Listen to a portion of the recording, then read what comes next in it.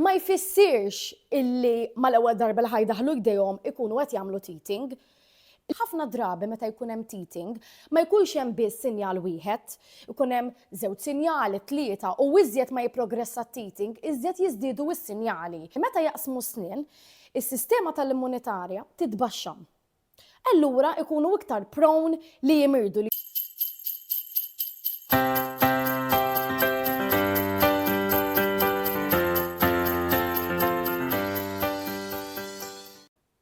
Nilqawkom għal episodju ieħor minn Kelmiet ma' Bambinelli. Kelmiet ma' Bambinelli huwa podcast fejn se nitkellmu ma' diversi professjonisti, ħajkun hemm ftit il-kontribut tiegħi wkoll bħala spiżjara rigward suġġetti li għandhom x'jaqsmu mas-saħħa tat-tfal, ma' trobbija tat-tfal, ma' tqala kif ukoll il-fertilità. Illum se nkellimkom ftit fuq it-teething. Il-ġimgħa l-oħra kellna il-dentista Dr. Xantella Belatanti fejn kelmitna ħafna dwar is-snien, meta għandna nistennew is-snien, kif għandna nieħdu ħsieb is-snien ta' tfal. Tkellimna ftit fuq it-teething, però ma tħannix essaġġ fuq is-sintomi u s-sinjali ta' teething u x'nistgħu nagħmlu.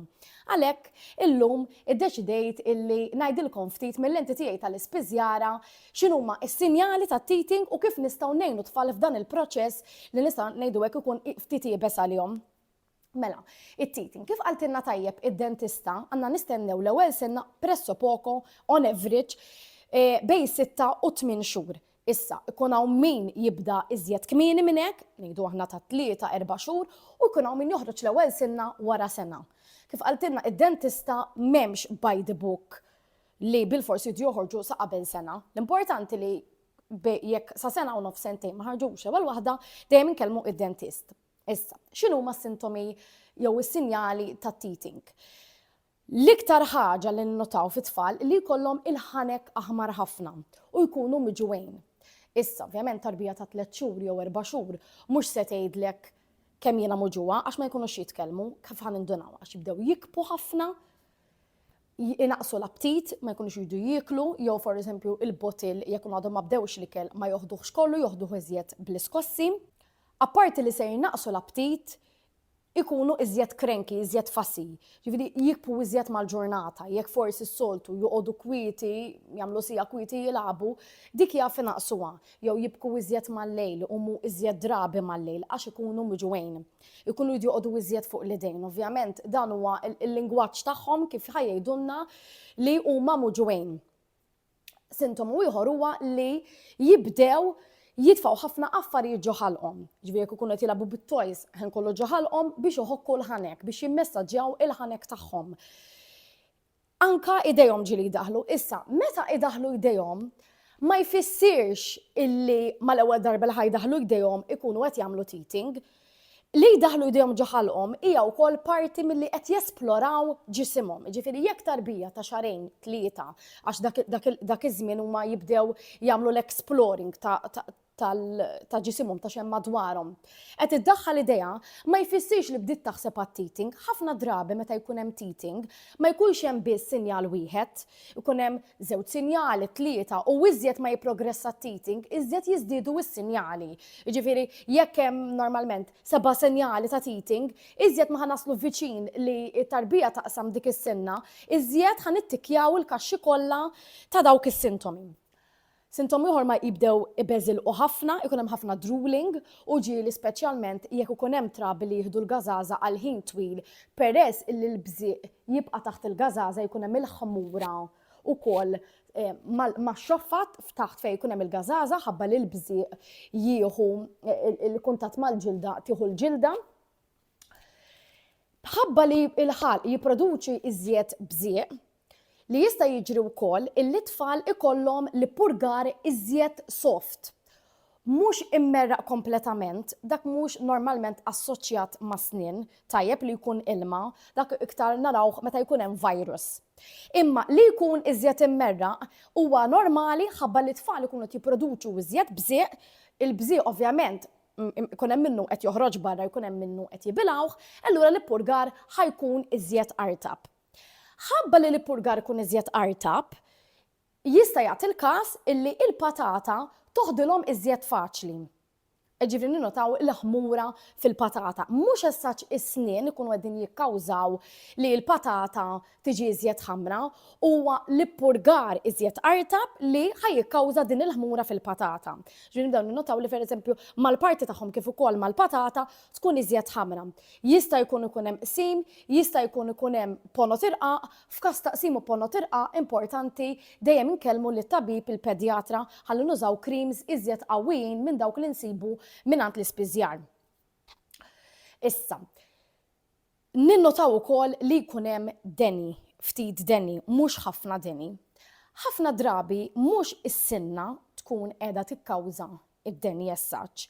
Is-snien meta jkunu qegħdin jaqsmu snien huwa normali li t-temperatura tal-ġisem tola ftit. Ġifieri jekk normalment insibuha pereżempju 36.5, normali tiġi pereżempju 37.2, 37.3, dak li ngħidulu borderline ma' deni jew inkella ħajta deni. Però mhux normali li jkun hemm denjoli sew meta jkunu qed jaqsmu snien. Jekk jiġri hekk minħabba l-fatt illi meta jaqsmu snien, is-sistema tal-immunitarja titbaxxa. Allura ikunu iktar prone li jimirdu li jaqbdu virus, li jaqbdu riħ, allura dak id-deni ikun ġej kawżat minn dak ir-riħ jew il-virus illi jkunu qabdu.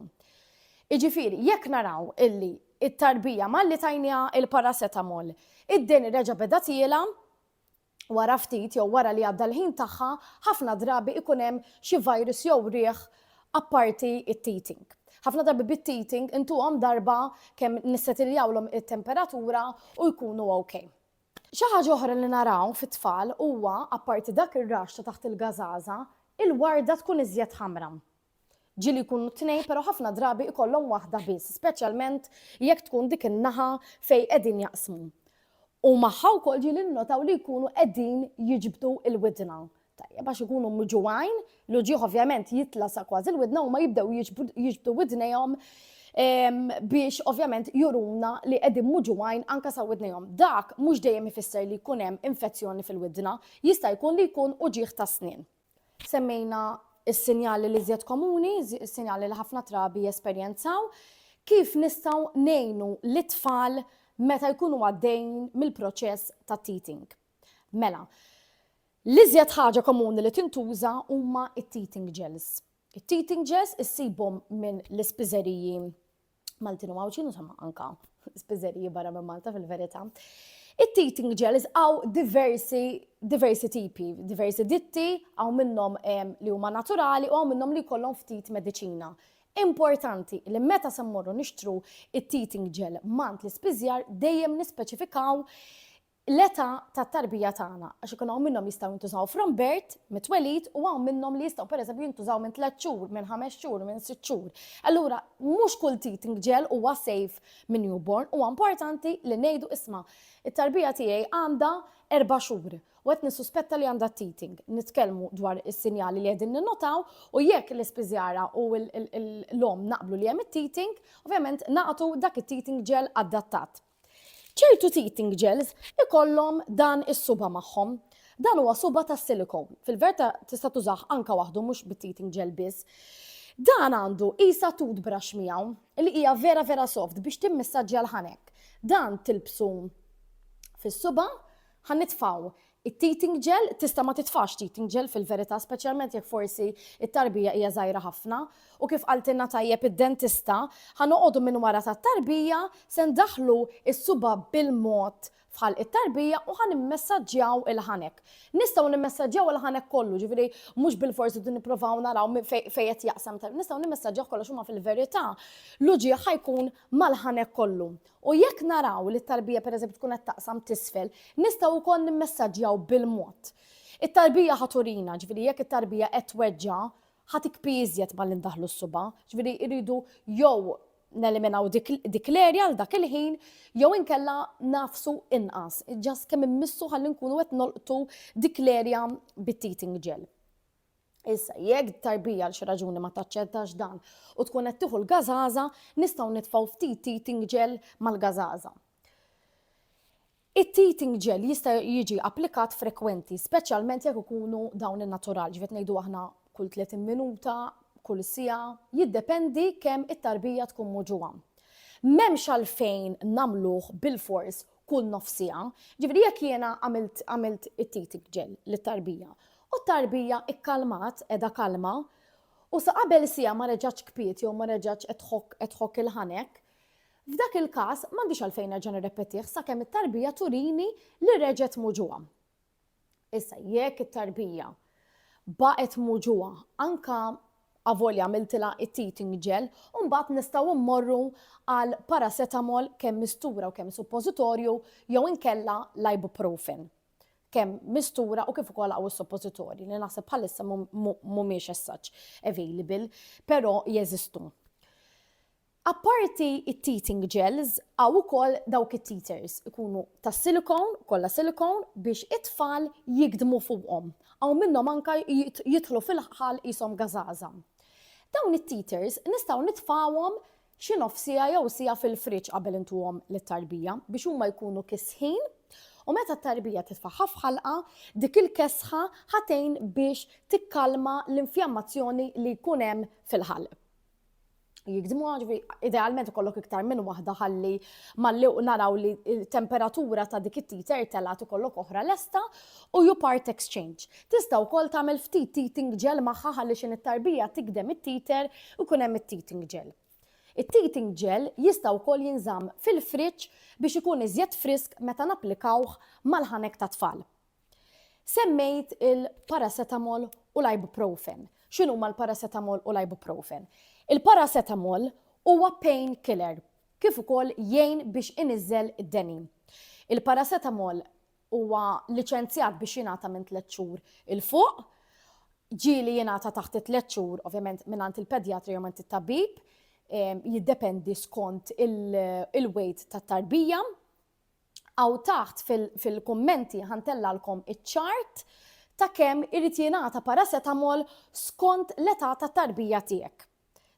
Kemm bħala mistura kif ukoll bħala suppositorju.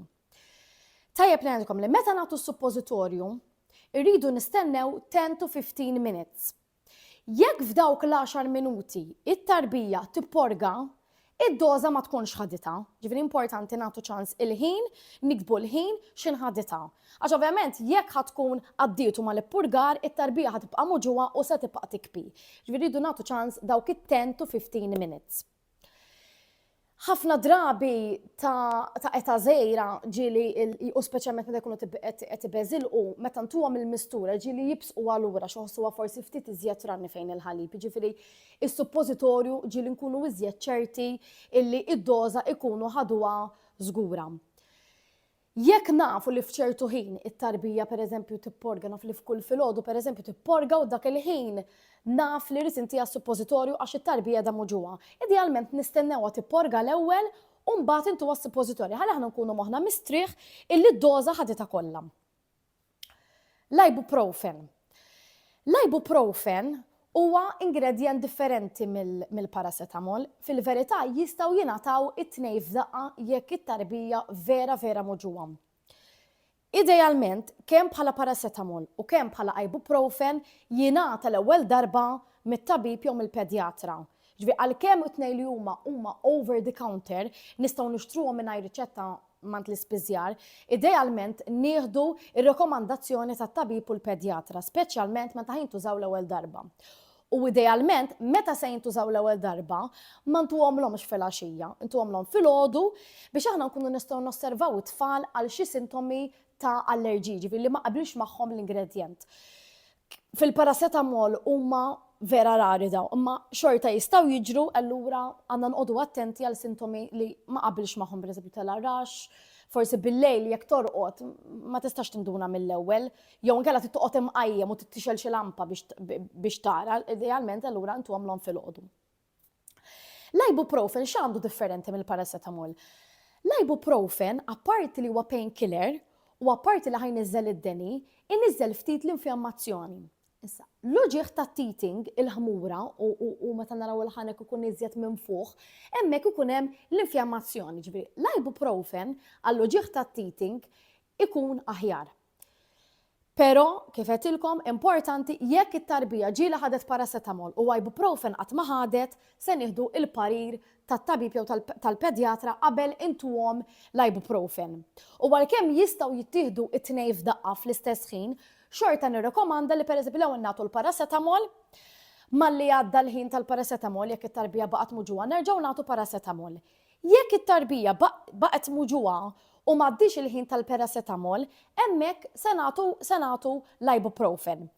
Aw taħt l-istess ħanpoġġilkom il-table stampa bażikament bid-dożi tal-ibuprofen skont l-età tat-tarbija tagħkom.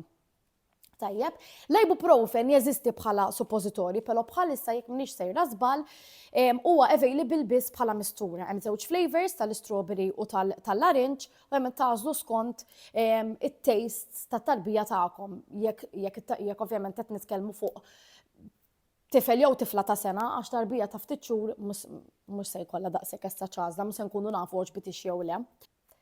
Tajjeb ngħidilkom li dawn il-metodi kollha jistgħu jintużaw f'daqqa. Jiġifieri, jekk jiena tajt lit-tarbija il-paracetamol jew l-ibuprofen, nista' xorta nagħmel it-teething gel. Nista' xorta nagħti t-teeter, nista' xorta nimmessaġġja il-ħanek ta' tfal.